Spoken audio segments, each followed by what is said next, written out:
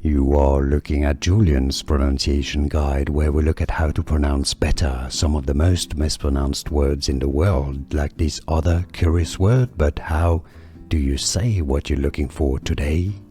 Let's learn how to pronounce the name of this recipe, this choux, how it's said.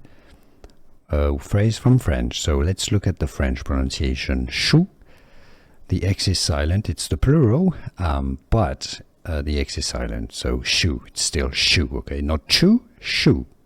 Choux au craquelin is how it's pronounced in French. Choux au craquelin. In English, choux au craquelin. Choux au craquelin.